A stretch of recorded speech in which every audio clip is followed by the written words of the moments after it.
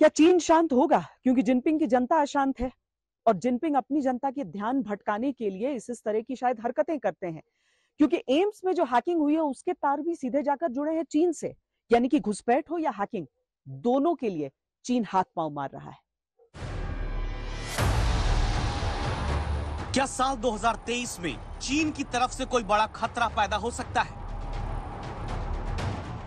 क्या तवांग में चीनी घुसपैठ चीन की किसी बड़ी साजिश की दस्तक है? चीन को लेकर ये दो सबसे बड़े सवाल हैं, जिनका सीधा संबंध भारत की सुरक्षा से जुड़ा है। सवाल ये कि पूर्वी लद्दाख में पीछे हटने के बाद चीन अचानक अरुणाचल प्रदेश में लगी सीमा पर आक्रामक क्यों हुआ? जानकारों को इसकी दो बड़ी वजह दिखती हैं। पहली, चीन में जीरो कोविड पॉलिसी को लेकर विरोध और खस्ताहाल अर्थव्यवस्था। चीन की इकोनॉमी का ये सबसे बुरा साल है। इस वर्ष चीन की विकास दर लगभग 3% तक धीमी हो गई, जो लगभग 5.5% के आधिकारिक लक्ष्य से बहुत कम है। ये लगभग पिछली आधी सदी में चीन के सबसे खराब प्रदर्शनों में से एक है। चीन की सरकार ने जिस तरह कोरोना से लड़ने का फैसला किया, उसने जनता के दमन को एक नया आयाम दे दिया, लेकिन लोगों को सताना जिनपिंग को महंगा पड़ने लगा।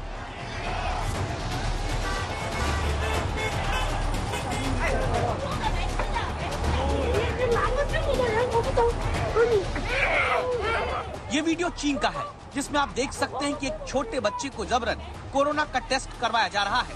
उसे जबरन टेबल पर लेटाकर कोरोना का टेस्ट किया जाता है।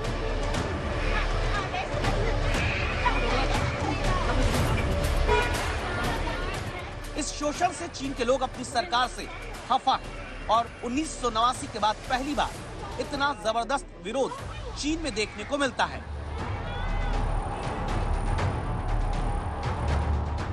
सवाल उठता है, क्या इसी विरोध से डरकर चीन की तरफ से पहले एम्स में साइबर अटैक किया गया और फिर तवांग पर उसने घुसपैठ करने की कोशिश की, जिससे चीन को सारी दुनिया में शर्मिंदा होना पड़ा है?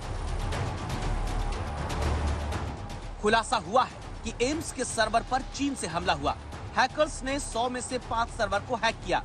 23 नवंबर को एम्स के सर्वर पर साइबर अटैक हुआ था। ये साइबर अटैक हांगकांग की 2 मेल आईडी से किया गया। हमले में इस्तेमाल ईमेल का आईपी एड्रेस हांगकांग आता है। इस तरह चीन सिर्फ वास्तविक नियंत्रण रेखा पर आक्रामक ही नहीं है, बल्कि वो भारत के एम्स जैसे बड़े सरकारी संस्थानों को भी निशाना बनाता है। चीन में जन विद्रोह ने शी जिनपिंग को तीसरे कार्यकाल की शुरुआत में ही डरा दिया है। सख्त लॉकडाउन और कोरोना के नाम पर होते शोषण का जनता ने बहिष्कार कर दिया और जनता कम्युनिस्ट सरकार के खिलाफ एकजुट हो चुकी है। चीन इस वक्त आंतरिक और बाहरी चुनौतियों से एक साथ जूझ रहा है। साल 1989 के बाद चीन में इतने बड़े पैमाने पर जनता ने विरोध प्रदर्शन किए हैं। लॉकडाउन हटने के बाद चीन में कोरोना बेकाबू होता दिखता है। चीन में जीरो कोविड पॉलिसी पर सरकार की यू टर्न लेने के बाद अब वहां स्थिति खराब होती जा रही है। अस्पताल में कोरोना संक्रमित मरीजों का सैलाब आया। इतना ही नहीं, मेडिकल स्टाफ भी संक्रमित हो रहा। कुछ डॉक्टर्स कोरोना पॉजिटिव होने के बावजूद मरीजों का इलाज कर रहे हैं। चीन में इस वक्त सिर्फ अस्पतालों में ही भीड़ है, बाजार खाली है, इकोनॉमी चौपट हो गई है। जिनपिंग जनता और आलोचकों के निशाने पर है। वहीं तवांग पर अमेरिका ने जिस तरह से भारत का साथ दिया, उससे चीन अकेला पड़ गया, क्योंकि रूस यूक्रेन में फंसा है। I can tell you that DoD continues to closely watch developments along the line of actual control at the India-China border. We have seen the PRC continue to amass forces and build military infrastructure along the so-called LAC, but I would defer you to India in terms of their views.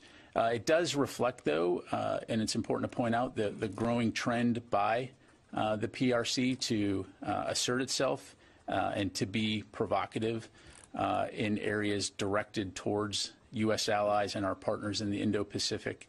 And we will continue to remain steadfast in our commitment to ensuring the security of our partners. And we fully support India's ongoing efforts to de-escalate this situation. Tawang को लेकर चीन की एक बड़ी चिंता north east में होने जा रही G20 की बैठकें हैं। भारत सरकार की योजना असम, अरुणाचल प्रदेश और त्रिपुरा में इससे जुड़ी बैठकें करवाने का है, जिसने चीन को परेशान कर दिया है।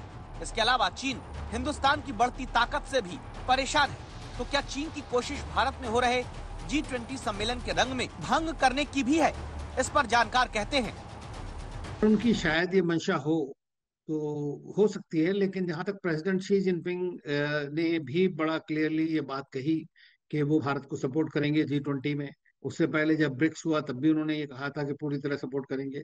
शंघाई कोऑपरेशन ऑर्गेनाइजेशन जिसकी मीटिंग भारत अध्यक्षता इस साल कर रहा है, उसमें भी चीन इसमें बड़ा मेंबर है। चीन ने कहा है कि वो उसमें भी सपोर्ट करेंगे। तो जहां तक मैं ये समझता हूँ कि उनको इससे कोई लाभ नहीं होने वाला है, क्योंकि उससे क्या होगा कि जो ऑलरेडी वो अलग थलग से होने लग रहे हैं इस वक्त में उनके ऊपर, वो और ज्यादा उनका नुकसान होगा। तो मुझे नहीं लगता है कि वो ओवर्टली इसमें भारत को अंडरकट करने की कोशिश करेंगे। चीन ने पहले 2017 में डोकलाम, फिर 2020 में पूर्वी लद्दाख, फिर उत्तराखंड के बाराहोती और अब अरुणाचल प्रदेश के तवांग में घुसपैठ करने की कोशिश की, जो उसके खतरनाक इरादों को बताने के लिए काफी है। इंटेलिजेंस रिपोर्ट के मुताबिक डोकलाम विवाद खत्म होने के बाद चीन ने सीमा पर बुनियादी ढांचे को मजबूत किया है। भारी हथियारों को स्टोर करने के लिए सुरंगें बनाई है, सीमा के पास अपनी ताकत दोगुनी कर दी है। सीमा से कुछ ही मीटर की दूरी पर एक पुल भी बन रहा है, जिससे टकराव हो सकता है।